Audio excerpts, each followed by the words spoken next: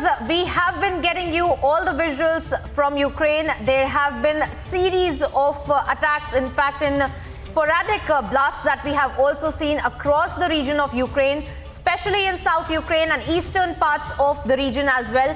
One such video is on your screens right now from Kyiv, in fact, in Ukraine, where the blasts had also been taking place. The attack by the Russian troops that had been underway, not just on government buildings and public infrastructure now, also targeting residential areas and civilians really being seen that are fleeing their particular homes with whatever possessions that they could gather. Isn't that right, Richa?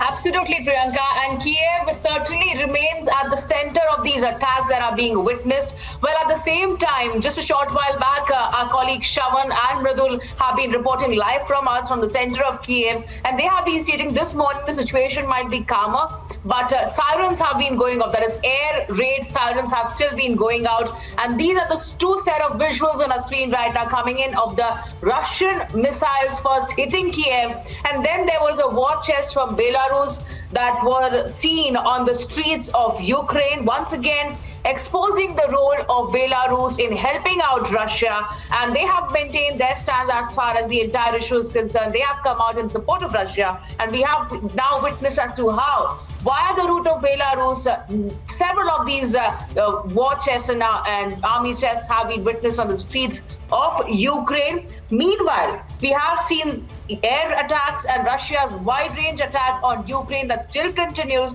There have been heavy casualties being reported on both the sides. Russian missiles have also hit Ukraine's capital, Kiev. Amid Russia's military offensive, meanwhile, Ukraine has also initiated dialogue. Russia has signaled of interest in talks, but the venue still remains undecided. And well, at the same time, there are thousands and thousands of Indian nationals still sounding the SOS and efforts are being really made to evacuate the Indian nationals amid military offensive. The flight has landed in the capital of, of one of the regions of Romania, the capital, that is Bucharest. This is the Air India flight A11943 that has landed in Bucharest in Romania for the evacuation of the stranded Indians. And well, at the same time, Priyanka, we have seen as to how a new set of guidelines that have now been issued by the External Affairs Ministry as well as the embassy in Kiev that have now stated that Indians must stay put wherever they are, specifically talking about Kiev and Ukraine.